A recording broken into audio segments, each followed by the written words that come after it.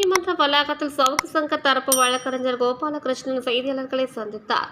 அப்போது பேசிய அவர், சவுக்கு சங்கர் சிறையில் தாக்கப்பட்டதாகவும் அதற்கு சிகிச்சை அளிக்க வேண்டும் என நீதிமன்றத்தில் மனு தாக்கல் செய்திருந்தனர். இந்நிலையில் நீதிமன்ற உத்தரவின்படி கோவை அரசு மருத்துவமனையில் சவுக்கு சங்கருக்கு சிகிச்சை அளிக்கப்பட்டுள்ளது என்றார். கையில் எக்ஸ்ரே எடுக்கப்பட்டதில் கையில் 2 இடங்களில் முறிவு ஏற்பட்டுள்ளது என்பது தெரியவந்துள்ளது. சவுக்கு சங்கருக்கு மாவு கட்டு போட்டுள்ளனர் எனவும் தெரிவித்தார். சிகிச்சைக்கு பின்பு மன அழுத்தத்தில் இருந்து வெளியே வந்துள்ளதாக சவுக்கு சங்கர் தெரிவித்ததாகவும் வழக்கறிஞர் கூறினார். இந்நிலையில் சவுக்கு சங்கர் சிறையில் தாக்கப்பட்டது உறுதியாகி உள்ளது என்றார். மாநகர சைபர் கிரைம் போலீசார் காவலில் இருப்பதாக மனு அளித்து இருந்த நிலையில் அதை பின் வாங்கியுள்ளனர்.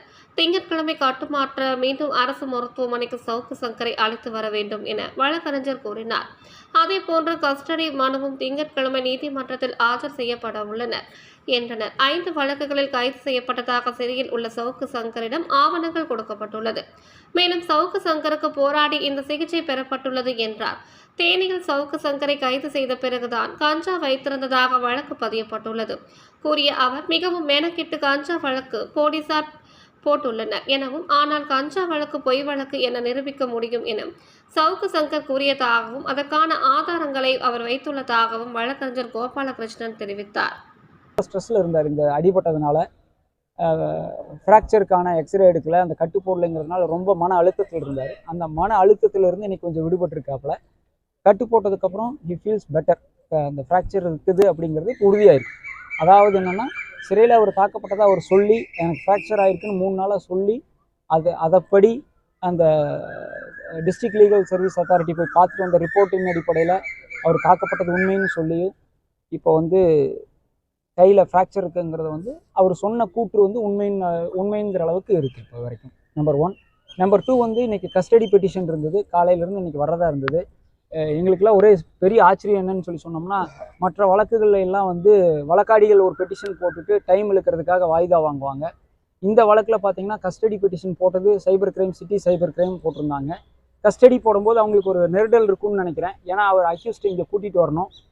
உங்களுக்கு எல்லாம் தெரியும், எல்லா மீடியா பர்சனுக்கும் தெரியும், 12:30 மணிக்கே மதியம் 12:30 1 மணி அளவுலேயே அவர் மறுபடியும் சிறையிலேருந்து ஹாஸ்பிட்டல்லேருந்து சிறைக்கு கூட்டிகிட்டு போயிட்டாங்க.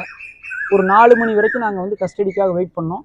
4 மணிக்கு அவர் சிறைக்கு போயிட்டாரா இல்லை மருத்துவத்திலேயே இருக்கிறாரான்னு எங்களுக்கு தெரியல. அதனால் இன்றைக்கி கஸ்டடியில் ஆஜர்படுத்த முடியாது, எங்களுக்கு திங்கட்கிழமை வாய்தா வேணும்னு கேட்டிருக்காங்க. அவங்க போட்ட பெட்டிஷனில் அவங்களே வாய்தா கேட்டிருக்காங்க. 2வது டைமாக வாய்தா கேட்டிருக்காங்க.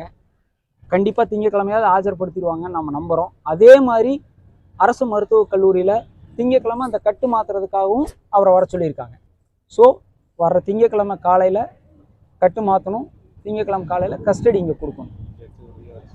இந்த அப்சர்வேஷன்ஸ் எல்லாம் ஹைகோர்ட்டில் ரெக்கார்டு பண்ணிவிட்டு இன்றைக்கி அவங்க தாயார் தாக்கல் செய்திருந்த ஆட்கொணர்வு மனுவில் இந்த டிஎல்எஸ்ஏ போயிட்டு வந்த ரிப்போர்ட்டை ரெக்கார்ட் பண்ணிவிட்டு JM4 நீதிபதி அவர்களே அதில் என்கொயரி பண்ணதுனால மருத்துவ உதவிக்காக அவர் ஜிஹெச்சுக்கு போயிருக்கிறதுனால இந்த ரிட் பெட்டிஷனை க்ளோஸ் பண்ணிக்கிறோன்னு சொல்லிட்டு ஹைகோர்ட்டில் ஒரு அப்சர்வேஷன்